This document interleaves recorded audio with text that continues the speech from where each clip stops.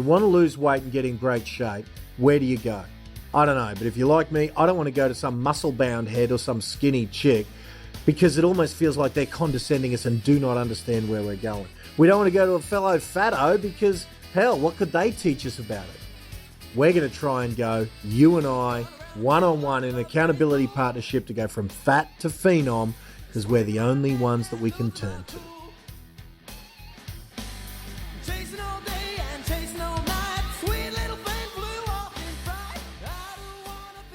Recording 5 a.m. My goodness, out and about. Don't know what time it is for you, but for me, 5 a.m. Been up since 4. I did a little bit of work, probably not the best thing.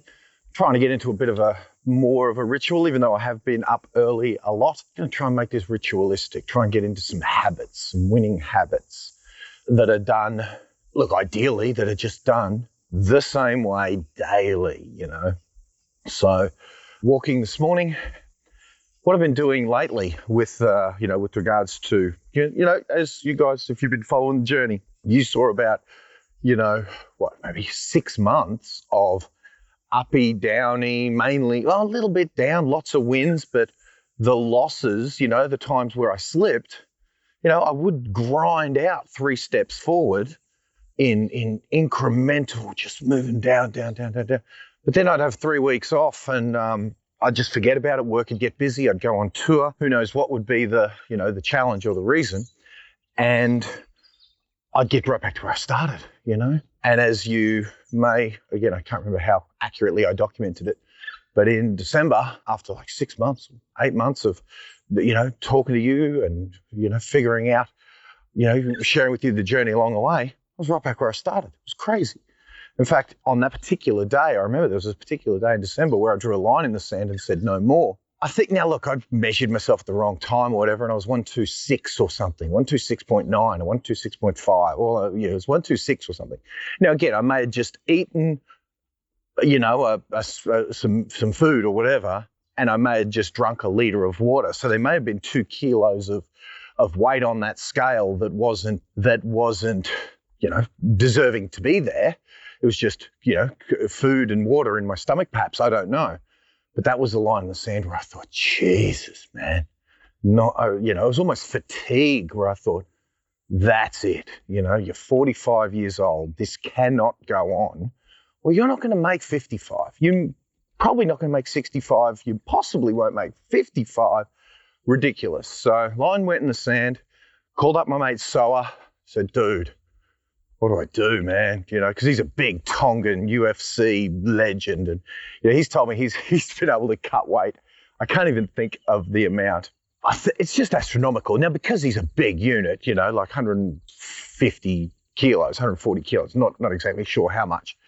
But he's a big unit, big Tongan Islander, freaking killing machine. I think he said he's lost like 20 kilos in a week. From memory. And I don't, now, of course, that there'd be water there, of course. And, that's professional, world-class athlete, weight cutting skills with a lifetime of practicing, training his body to do so, to cut weight for the big fights and things, But so I called him up there, right, man, what do we do? This is, almost with fatigue. And we drew that, I drew that line in the sand. I said, no more. So we are now in early Feb, mid-Feb. So it's about 2 months since that line in the sand, is that right? If it was December, so if it was early December, early Jan's 1 month, early Feb's 1 month. So yeah, we're getting on to it. So it's been 2 and a bit months, maybe 2.5 months perhaps, since that line in the sand. And as of this morning, 112.7. 112.7. So it's 14 kilos in, what about maybe 10 weeks. So not bad. 1.5 kilos a week, sustainable, doable, and it's been done by really the Tim Ferriss first chapter of the 4-Hour Body. I've wanted to get that cemented, embedded in my world, which is the move now. So now really I think I'm ready for chapter 2 because I've been doing it Tim Ferriss's way, which is oily fish, vegetables, no white stuff, no potatoes, no bread, no rice, except for on cheat day. And I've been having a cheat kind of weekend most of the time. That it's kind of been. Here's the thing, I haven't been going cheat day a la The Rock, where I have, have you seen some of The Rock's pizza days where he just has 20 pizzas and smashes them out? I haven't been having cheat day that's been insane. my cheat day's really normally been reserved for just still doing the exercise and kind of just, having sushi. I've got this favorite sushi place that I love here. So normally white rice is out. Normally rice is out in any way. It's one of those carbs that Tim Ferriss says is a no-go zone. The potatoes, the rice, the pasta, the breads, really those are the ones. Get rid of them completely, except for on cheat day. So really what I've been doing is a couple of days a week I've been having rice. Other than that, it's been oily fish, normal fish perhaps, but mostly oily fish, as in the good fish, the salmon and the tuna. And I've still been having eggs. So sort of veggie, but they call it pescatarian. You guys know that. So veggie, eggs are still good. I don't have much dairy, but dairy, I don't avoid it. It's not in the no-fly zone, but I don't run out of my way to have a glass of milk every day. So yeah, veggie, eggs, and seafood, the move. That, and I've been, so I've been nutritionally pretty good. Supplements, I haven't really. I've got to get onto that more. I think I left, because Tim said with this thing, the first 3 supplements, and Tim's big on supplementation, so I'm going to go further, deep dive on that. But the first 3 supplements he said to get, magnesium, potassium, and not sodium because that's salt, but there were 3, and they were pretty simple. Magnesium, something else, and potassium. And potassium in this country is hard to get, actually, as a supplement. Don't know why, but in Australia it's hard to get. So I just got some from iherb.com. And then when I was in America, it's everywhere there. I just got it from the Walmart. So I got 2 bottles of potassium in the States while I was just there to interview some celebrities bringing out for my business. So I grabbed some while I was there. So I can't remember what those 3 things are. And I know I got one in Australia, but I think I left it in Naomi's house. So I got to get better at traveling well with my supplementation. And I've got to go to the next level with Tim and his supplements. So I've got to get those 3 that he's already recommended into my regime and then move on to the next thing. Because I see what Naomi has. Naomi has, because as you know, my partner, beautiful, stunning, physically, muscular, in great shape, vegan, and with muscularity where most people can't believe she's vegan because of her muscularity. So, she's awesome. And I see that she does have particular blends of branched chain amino acids and creatine and all this good stuff. So I gotta get into it. I gotta start carrying my supplements and having the good stuff. I've avoided it up until now because I haven't wanted to think about it. I think enough about my business that it's like I've hardly had mental capacity for being as disciplined as her with 2 scoops of this creatine and 4 scoops of this branched chain amino acid and 6 scoops of this protein shake. And it just feels tiring given my mental, I'm on 24/7, feels like, So, you know what? I've got to just discipline myself to say, it's just part of the process, dude. Eventually you'll be unconsciously competent like you are now, having a veggie omelette in the morning. You'll be okay to whack in a scoop of your whatever it is. I don't even know what all these things are. L-carnitines and blah, blah, blah, blah, blah, lysines and creatines and all these things. You'll get unconsciously competent to it. So that's the next step for me. It ain't today, but that's the next step. All right, exercise. Now, I'm not doing it yet. I'm just walking. As soon as I'm off the recording here with you, I'm going to share with you what I've been doing. So I've been walking a lot, right? I've been walking a lot. I've been listening to my training. I'm still in my business. I'm a marketing coach, so I still listen to a lot of marketing training. Maybe ironic that people come to me for marketing training and I still train more than them in that area of expertise. There's probably a principle there that I train more at doing that and than the people who pay me kind of for my expertise. You would think they should be training more than me.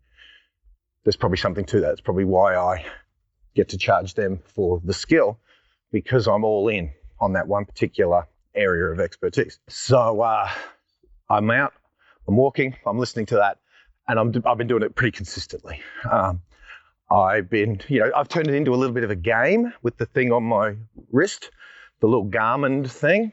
And now that I'm on a streak, I heard Matt Johnson, another one of my mentors from America, talk about getting on a streak. And now that I'm on a streak on my little app, see, it tells me when I've hit my goal of 12,000 steps, it tells me when I've hit my goal every day. And back as you may or may not know, if you look at the Facebook page, you'll see historically, early, mid 2017, if I put up a Fitbit, a tracker of that, you'd see some intermittent purple, which is not hitting the goal, and the occasional orange, which is hitting the goal. Well, I'm on a roll of like a month now of orange, which means I've hit the goal. And I don't want to break my streak. So, even when I went to America, I left my watch synced to Australian time, my phone and the thing synced. I had to leave my phone synced to Aussie time, because if it synced to America, I was going to get one day where I was kind of going to get double the steps on the day I land. But on the way back, you lose a day. So I would have had a day where I lost my streak through no fault of my own, just because of the time zone thing. So I left my phone on Australian time, inconveniently so, just so my streak could continue. So that was fun. So I'm on a streak. I don't want to lose it. So that's the first thing. I'm being real consistent with movement. Nothing crazy. I've been going to the gym, being embarrassingly bad at the gym, meaning I'm sure these gym people look at me and go, why even bother, dude? Keep your money. Because I'll go in, I'll do maybe 2 leg exercises. So leg press and leg extension and leg curls, perhaps, maybe 3. If I'm lucky, I might do 1 set of those, maybe 2. 1 set, and I might just do descending sets, meaning I'll leg press or whatever, a heavy-ish amount. Well, actually, no, I wouldn't often do it on the leg press unless it's got pins, because you can't do this with free weights. That's what I like about machines. You can't do this particular technique with free weights. So I'll do 70 kilos or whatever it might be. Then as soon as I can't do 70 anymore, I'll drop it down to 60 and I'll do 2 more. Then I'll go to 50 and I'll do 2 more. Then I'll go to 40 and I'll do 2 more. And, if you do what they call a descending set like that, by the time you get to 20, you can just keep going down, and 20 kilos, 5 kilos will end up feeling like 100, and you can't do it. Well, they call that failure. You do it to failure till you can't do it anymore. If you do a descending set to failure, it's a good way to completely fatigue the muscle and get it growing. Now, of course, you can't just train like that to go from big fat to a bodybuilder, but it's my way that I get 3 times a week the whole body trained in an embarrassingly short amount of time. And I don't know that it's any good, but I know so far so good, So that's what I'll do. I'll go in there and I'll do that for most of the body. So I'll just go and do legs. That'll take me about 5 minutes if I'm lucky. I'll go do it with chest. I'll do bench press on the machine, right? So that I can drop the pin. Again, you can't do that with free weights. You can't just keep dropping the weight off. So I'll do that with that. So I'll either do, legs, chest and triceps and then go. Or back and biceps and, whatever, and then go. So sometimes it only takes me 10 minutes, then I go. I should be more disciplined. I should just spend half an hour there. Maybe I should, maybe I shouldn't. I don't know. I'm not too worried about becoming a bodybuilding gym freak right now when I've got so much weight to lose. So I'm doing something in that space. It ain't ideal, and I'm sure the gym purists out there would laugh at my efforts. And in fact, in many ways, that's probably why I'm struggling a little bit with some mindset stuff, because I know I'm not doing a good job in the gym. I know others are, and that does mess with my head a little bit, including my partner. Does mess with my head a little bit. And, we had that discussion a couple of episodes ago, something about how, the gym beefcakes who mock the weight, the pulley guys who mock the guys who use the machines and the pulleys and all that. They say, oh, you're not a man unless you're under a squat rack with 300 kilos on your back and all of that. Yeah, that gets to me, I suppose, So anyway, we are a work in progress. So that's kind of so the last thing I do is I remember a guy told me once, and it's a good bit of advice. You want to look like a sprinter, train like a sprinter. You want to look like a marathon runner, train like a marathon runner. And when, they showed a photo of a marathon runner, kind of a skinny dude, not looking very healthy, kind of looking gaunt and whatever.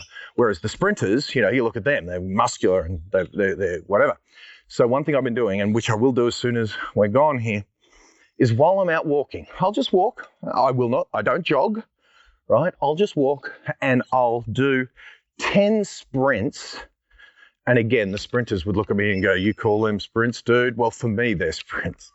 I'll do 10 sprints whenever I want, meaning, and sometimes if I don't want, I don't do any, right? But what that means is I'll just run and sprint for a little bit. Yeah, I'll just do some sprints.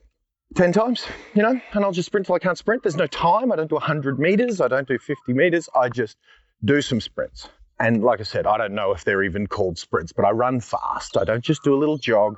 I run and I run fast. I have to hold my glasses. I've already lost one set of glasses, $100. So, because I only need them to read. But if I'm out and I want to look at my phone, I've got glasses hanging on my neck. Lost a set of glasses, so I'm down to one. So I'm screwed so I hold my glasses, so I'm screwed if I lose them. So yeah, that's kind of what I do physically. That's what I do eating. That's what I've been reading, and things are going good. We are down from 126, whatever the line in the sand amount was, down to 112.7. I did even, and I'll share it on a future episode, I did go and get some bioelectric, whatever they call it, work done. I got the bloods done. Bloods show, hormone levels are all right. I don't know if I shared this with you, but I almost wanted my testosterone levels to be low because I wanted an excuse. Oh, you don't understand my hormone levels. Give me some hormone replacement therapy or whatever it might be. At 45, I wanted an excuse. Well, no excuse, unfortunately. Everything's pretty good. So, but what's not good in that you hold this thing, right, that tells you how much your body fat percentage is and sends some electrical currents through you, and it gives you everything. So whilst I'll share with you those numbers when I've got them in front of me. So I did that because Tim Ferriss said to. That's all it was. Just Tim Ferriss said, so I did it. And there you go. I didn't do it when I was right at the start, like Tim Ferriss suggested. Actually, I was probably halfway, maybe even a little further along than halfway. So I suppose I'm glad. Well, you know what? Tim said, you'll be glad you got them done. Well, I suppose maybe. They didn't scare me into worse action or better action. In fact, if anything, they didn't scare me enough, meaning because the girl found all the good things about them, high muscle mass or whatever, but yeah, it's still way too high a body fat percentage for fat, so we are working on it. All right, that's that. That's the episode. There's the update. I'm going to touch in a little more often, just to keep you guys appraised on the journey. I don't want the next time we speak for me to be when I'm down at 105. You know what I mean? I want you to hear what it took to get there along the way, because I know that I shared with you the journey when it was a struggle, and I haven't been sharing with you as much of the journey when I'm winning. I don't know what that's about. Probably something psychological there, but probably says something about volume that I don't want to revel in my wins, perhaps. I don't know. But that is strange, isn't it? Actually, when I come to think of it, that I was daily telling you about it when it was, when I was getting it approximately right, and in hindsight, not right at all. But when I was fooling myself into thinking, congratulate yourself on what you do approximately right, because I'm clinging desperately to that mantra that I heard from one of my mentors years ago, and not sharing when I was winning. Interesting.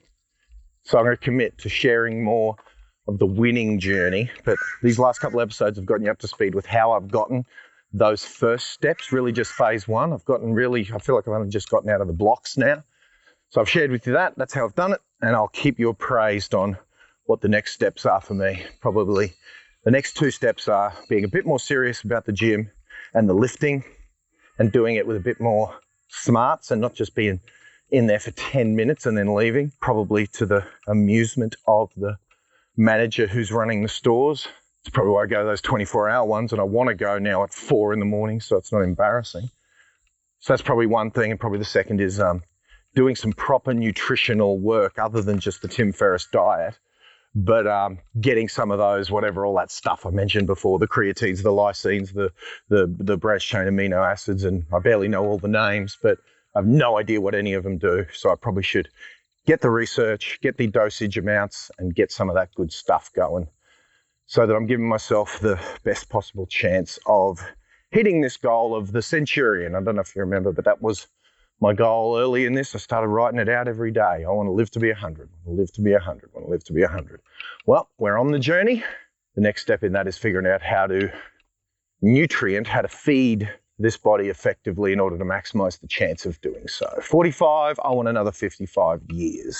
There's a mozzie eating my blood. I just smacked, so there must be something right in there. If the mozzies still want to eat it, that's good. All right, for another episode, What song are we playing now? We've been playing Catch Me a Butterfly for a while. I'm going to tell my guy we need a new song. So as of today, right now, you're going to hear a brand new song. Don't know what it's going to be, but it's going to be good.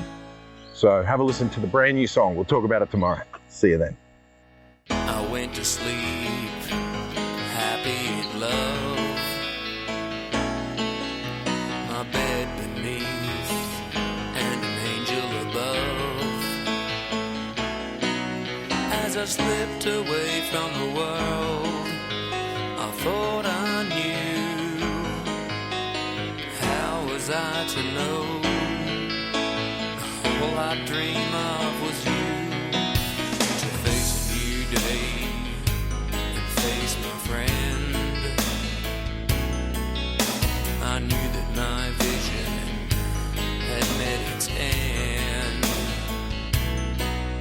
And the only thing in the world that makes me feel alright is knowing I can make my dreams last for more than one night.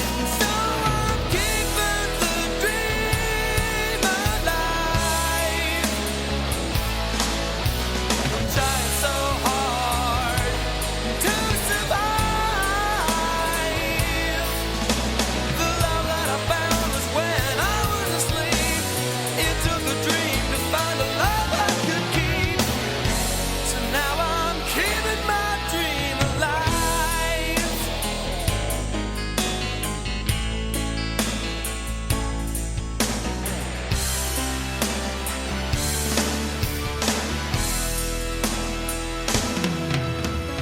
Weary with toil, I haste me to my bed. But then begins a journey